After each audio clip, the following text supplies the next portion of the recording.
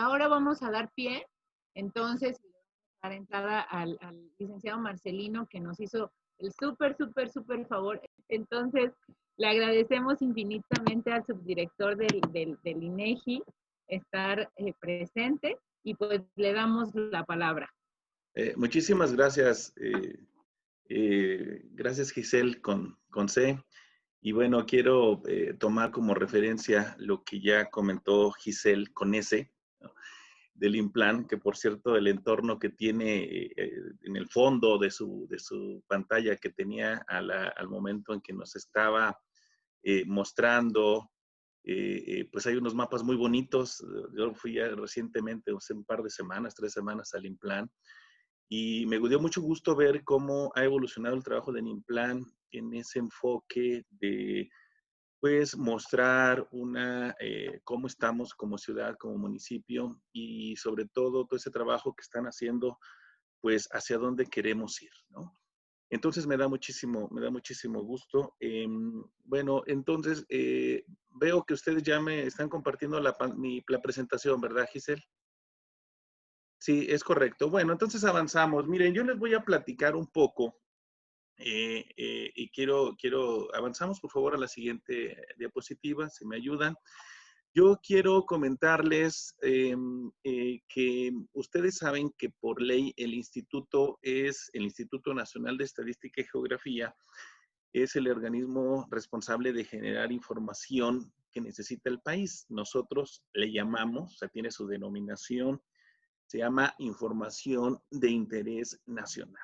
Es decir, información que una vez que se publica, pues es obligatorio, su uso es obligatorio y por lo tanto, pues recobra mucho valor para la toma de decisiones. Entonces, ¿cómo le hacemos para captar la información? La siguiente, por favor. ¿Cómo le hacemos para captar la información? Bueno, voy a referirme a las 3 formas de que nosotros le llamamos captar datos. ¿Cómo captamos nosotros los datos? Bueno, nosotros lo hacemos a través de censos, de encuestas por muestreo y registros administrativos. Quiero anticiparles que no es gratis que yo al fondo de mi espalda, yo tenga imágenes de personas. No es gratis. Ahorita vamos a ver por qué. Los datos por sí solos no nos ayudan a nada.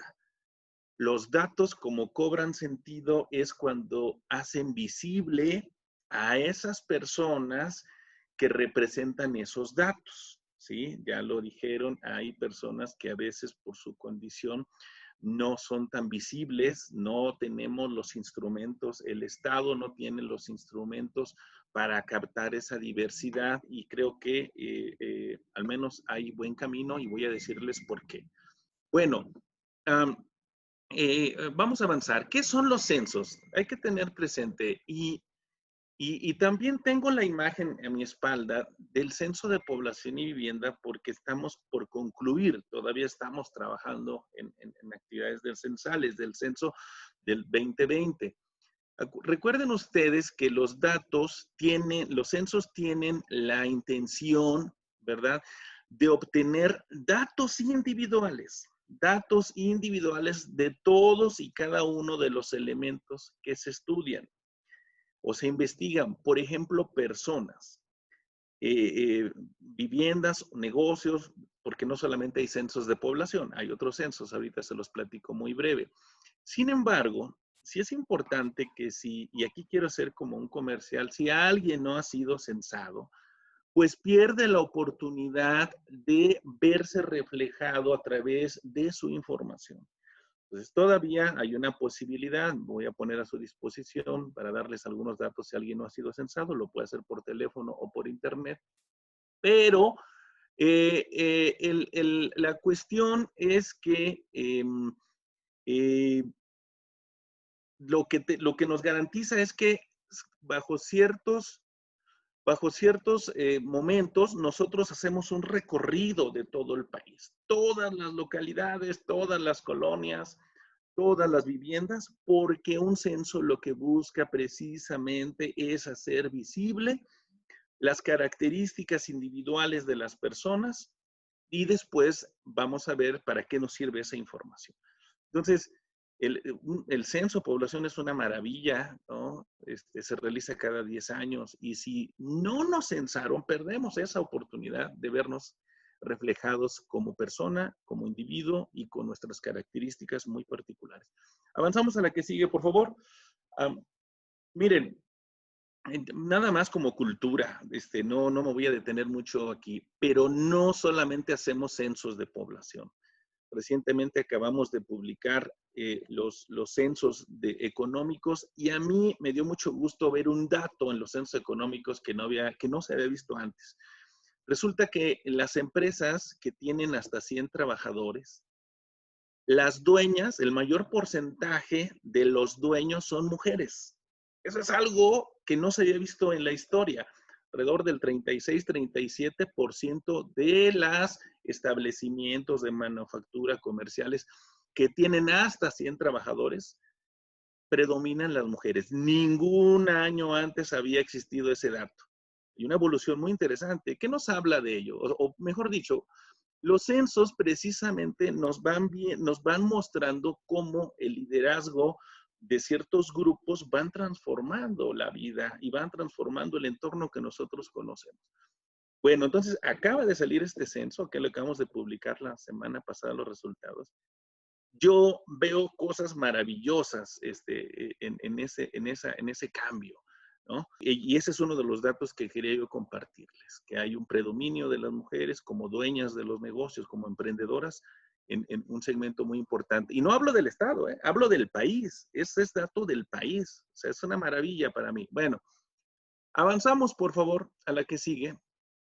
También nosotros frecuentemente, y aquí yo, discúlpenme, doy la información y aprovecho el comercial. Miren, las encuestas por muestreo son encuestas que se utilizan métodos científicos o estadísticos para seleccionar una vivienda y esa vivienda pedirle los datos a todos los integrantes del hogar. Y déjenme decirles que el INEGI cada año visitamos más de 20,000 viviendas. Entonces, hay una cosa, les quiero platicar algo curioso, ¿no? Porque nosotros ubicamos una vivienda, el método dice, ¿sabe qué? La vivienda número 5 de la manzana 6 es la seleccionada. Entonces llegamos y tocamos y le pedimos la información. Y ahorita les voy a platicar de algunas encuestas maravillosas que están en proceso. Entonces pedimos la información y nos dicen, oiga, no, ¿sabe qué? Pues vaya a la de al lado, pues digo, es la misma colonia, es la misma manzana. Pues no. Para que sea la información válida, tiene que ser la información de la vivienda que fue seleccionada. ¿Por qué? Porque a partir de los datos que nosotros obtenemos es que se estima, digamos, para toda la población. Y entonces, pues no se vale estar cambiando vivienda de un lugar a otro. Por eso es que si algún día a ustedes les toca a alguien del INEGI ir a tocar su puerta a través de pedir información, yo les voy a pedir que lo consideren, lo valoren, porque a través de esos instrumentos es que se hace visible esto que estamos hablando. Se hace visible pasar del dato a la persona, ¿no? Bueno, pasamos al siguiente siguiente lámina. Bueno, y también decirles que hay un montón de encuestas que hacemos en establecimientos, en hogares, en agropecuarios. Es una locura, todo el año andamos corriendo de un lugar para otro, pero todo con un principio. Avanzamos, por favor. Nosotros nos basamos, acuérdense, con un principio de confidencialidad. Nosotros, por ley, captamos la información, pero no podemos difundirla de manera individual, sino que tiene que agruparse para que cobre sentido. No podemos dar datos de personas, ni ante juzgados, ni ante autoridades. Son datos meramente estadísticos. Ok. Ahora, no se les olvide que también tenemos, bueno, no nosotros, o sea, el municipio, el estado, la federación, tiene algo que se llama registros administrativos y eso a veces se nos olvida. Pero esta es una enorme fuente de información acerca de los hechos individuales. y que la mayoría de las veces esos registros están en poder de los organismos públicos. Vamos a ver a qué me refiero. Miren, avance por favor la siguiente lámina. ¿A qué me refiero? Miren, aquí lo pongo muy genérico, pero por ejemplo, hay algo que se llaman registros administrativos vitales. Los que ustedes conocen es el de la acta de nacimiento, el registro de matrimonio y el registro de defunción. Bueno, pues aunque usted no lo crea, todavía hay personas que no cuentan con acta de nacimiento. Entonces, ¿cómo hacer visible a las personas si un registro mínimo indispensable no se cuenta? ¿No? Entonces, empezamos a tener algunas cuestiones de dificultad cuando en cuestiones incluso legales mínimas hay alguna carencia de datos. Entonces, la invitación es, bueno, pues tratar, ahora, pues ustedes saben que si una persona eh, requiere algún dato, pues que está en poder de registro administrativo, que está en su alcance darlo, pues qué padre, ¿no? Porque ese dato pues puede ser utilizado apropiadamente. Bueno, avanzamos a la siguiente lámina, por favor. Miren, bueno, yo quiero decirles que nosotros también hacemos consultas públicas. El INEGI también hace consultas públicas. Es un instrumento para obtener de la sociedad observaciones, sugerencias, comentarios sobre temas específicos. Y yo quiero decirles que, por ejemplo, el cuestionario del Censo de Población y Vivienda, las preguntas que vienen en el cuestionario del Censo de Población y Vivienda se sometieron a consulta pública. Entonces, ahí es donde nosotros podemos decir, oiga, creo que hace falta una pregunta que visualice a las personas, no solamente como sexo, sino por su género, ¿no? Por su orientación, por su forma de vida, que no necesariamente lo distinga en hombre y mujer, como estamos acostumbrados a nosotros a verlo, ¿no? Entonces, ahí es donde nosotros podemos ir influenciando, ir cambiando sobre esos instrumentos. Pues nosotros hicimos una consulta pública, estuvo abierta por internet, hubo aportaciones por especialistas y creo que la consulta pública es uno de los mejores instrumentos porque la mayoría de las veces permite captar no datos, sino opiniones, puntos de vista y eso es una maravilla, ¿no? Bueno, avanzamos por favor a la que sigue. Ahora, casi cierro, casi cierro. Yo si me dan 3 horas o 4, yo me voy 4 horas, ¿no? Pero miren, yo sí quiero hacer énfasis en algo. Miren, hay una cuestión interesante en todo esto, es que cuando se produce información estadística, cuando se produce información de una consulta, pues sirve principalmente precisamente para conocer a poblaciones de interés. Y esas poblaciones de interés deben ser visualizadas, deben ser o sirven para ser visualizadas en los 3 niveles de gobierno. Ahora, esos 3 niveles y diferentes ámbitos de gobierno, una vez que tiene toda esa información, pues es cuando está en condiciones de planear, organizar, ejecutar, influir sobre la vida de los ciudadanos. Pero si desde el principio no hay, digamos, no se capta la información de todas las personas o no hay interés de opinar sobre los espacios que a mí me corresponden, pues va a ser muy difícil que el día de mañana pueda ser visible como individuo, como área, como grupo de interés.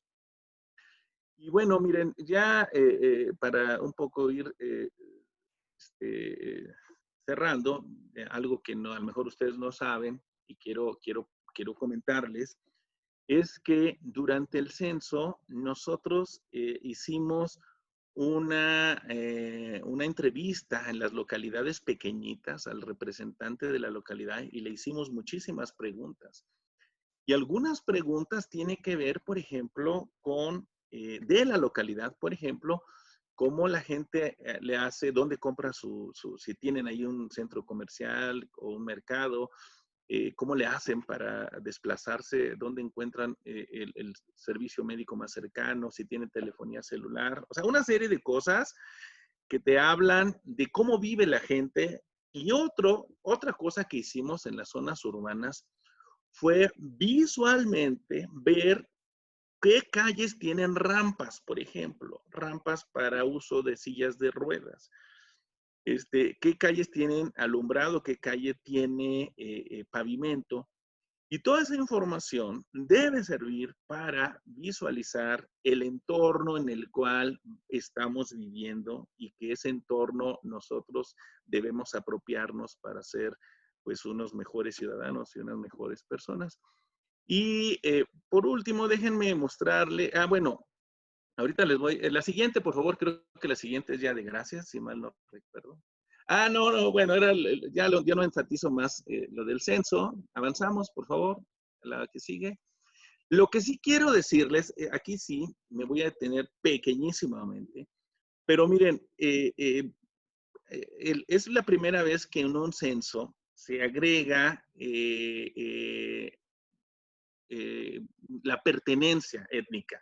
Es decir, no solamente que hable lengua indígena, sino que yo pertenezco, me soy parte de un grupo de población y afrodescendiente, porque acuérdense que en ciertas partes de nuestro México querido, los afrodescendientes nadie se acordaba de ellos, ¿no? Bueno, tenemos la parte de discapacidad. A mí, la parte de discapacidad, que ya no es reciente, ya tiene una serie histórica, para mí es una maravilla porque nos puede visualizar, fíjense,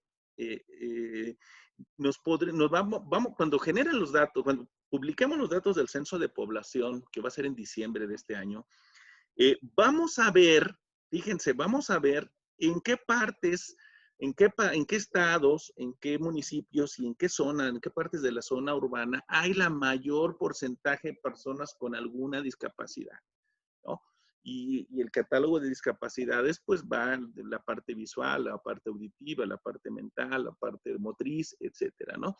Entonces creo que el censo, digo, apenas estamos terminándolo, nos va a llevar meses procesar toda esta información y poderla difundir, pero creo que va a ser una excelente radiografía de cómo estamos en este México y cómo estamos en nuestro entorno donde vivimos.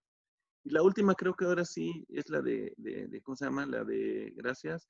No, ya no, aváncele a la que sigue, por favor. Bueno, entonces nada más cerrar. Si usted es parte de una sociedad, pues proporcione la información que piden los censos y encuestas. De otra manera no se va a ver, no se va a ver usted. Pues utilice o actualice los registros administrativos y ahí pues a lo mejor me meto en camisa de 11 varas, pero pues, si no tiene actualizado su INE, pues es el momento. Ese es un registro administrativo para una idea de lo que representa el uso del registro administrativo. Luego va a tener que ir a votar a otro municipio, a otra colonia donde no vive. Y bueno, participar en las consultas públicas. Esa es la mejor manera de visualizarse como ciudadano y como persona. Y entonces, creo que aquí, la última hora sí, creo que era sí la de gracias, ¿sí, no? Sí. Bueno, cierro aquí. Ok. Y solamente quiero platicarles, déjenme mostrarle, déjenme ver, aquí hay una encuesta que estamos haciendo que se llama Encuesta Nacional sobre Diversidad Sexual y de Género. Y esta encuesta tiene como objetivo obtener información de las características sexuales de la población de 15 años y más, que digamos, cómo se reconoce a sí misma en su orientación sexual, cómo ha sido cómo ha sido el trato que ha recibido de la sociedad por esa identificación.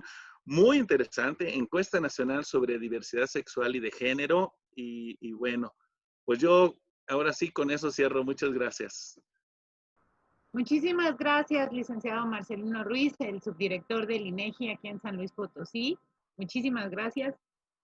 Todos le damos un aplauso virtual. Por aquí tenía una pregunta a una organización civil. Le vamos a dar la palabra a Adelita. Sí, Que Adelita, ella es maestra en turismo, además de que tiene un hijo con discapacidad auditiva y es representante de padres de familia con hijos menores de edad de discapacidad auditiva. Sí, Adelita, adelante. Gracias, buenos días a todos. Licenciado Marcelino, muchas gracias por esta exposición. En estos tiempos pasados he estado intentando hacer un proyecto precisamente en donde quiero incluir a jóvenes y niños con discapacidad auditiva y me ha costado mucho trabajo encontrar información estadística precisa relacionada con la discapacidad. Tuve la oportunidad de la información que tengo, pues construí, por así decirlo, a lo mejor de manera burda, pero construí datos que me pudieran permitir saber la población en este momento de jóvenes y niños con discapacidad auditiva en la ciudad de San Luis Potosí, con base en los datos que tiene el INEGI registrados y con base en algunas otras observaciones que se han hecho desde el sector salud, porque también es importante conocer este tipo de situaciones. Entonces sí es muy complicado hoy en día tener datos más precisos relacionados con un tipo de discapacidad, en este caso la auditiva, pero pues así como es la auditiva, supongo que son todas las demás discapacidades, que no tenemos como datos muy precisos. Entonces, con base en lo que tenemos a la mano, construí una tablita en donde, de acuerdo a los datos 2015, pues los traje al día de hoy, 5 años después, y puedo determinar aproximadamente una población de jóvenes y de niños, de jóvenes sordos en la ciudad de San Luis Potosí, de una cantidad N de número. Entonces, sí, sí creo que vale la pena, al menos cuando vinieron aquí a hacerme el censo, yo le comentaba a la señorita, por favor, escriba ahí que mi hijo de 13 años es una persona sorda y que también en la parte del manejo de las otras lenguas, como bien lo especifica el censo, no viene establecida tampoco la lengua de señas como esta forma de comunicación. Entonces, vienen sí las lenguas indígenas, pero no viene la lengua de señas. Entonces, yo sí le hice mucho énfasis a la señorita, por favor, escriba que mi hijo de 13 años es sordo y que maneja la lengua de señas. No sé en qué espacio ella lo pudo haber puesto, porque supongo que la encuesta del INEGI es como preguntas cerradas, opciones, y no sé si traiga la opción de agregar más información. Entonces, sí, creo conveniente ahorita que tengo la oportunidad de externarle a usted esta inquietud, pues creo conveniente que si es posible apoyar para poder entre nosotros generar este tipo de información estadística de personas con discapacidad, pues primero en nuestra ciudad, después podemos irnos al estado, ¿no? Y así a nivel nacional tener un poquito más de información precisa de las personas con discapacidad. Creo que sí son datos que necesitamos para la toma de decisiones personales, porque tampoco tenemos información relacionada con escuelas que ofrezcan atención para que los jóvenes y niños con discapacidad auditiva, con discapacidad visual, puedan también aprender a leer y a escribir y hacer otro tipo de actividades. Entonces, pues agradezco el tiempo, una disculpa, pero me parecen temas interesantes y ahorita que es el foro, creo adecuado también, pues externarlo, ¿no? Para que veamos que como padres de familia, pues también a veces tenemos ciertas inquietudes y que no siempre tenemos la oportunidad de platicarlas con quien nos pueden escuchar un poquito. Muchas Gracias. gracias. Gracias. Gracias, Adelita. Le cedemos la palabra al licenciado Marcelino. Gracias. Oiga, no, de verdad qué gusto escucharla, una experta en el tema. O sea, de verdad, no, muy bien, Adelita.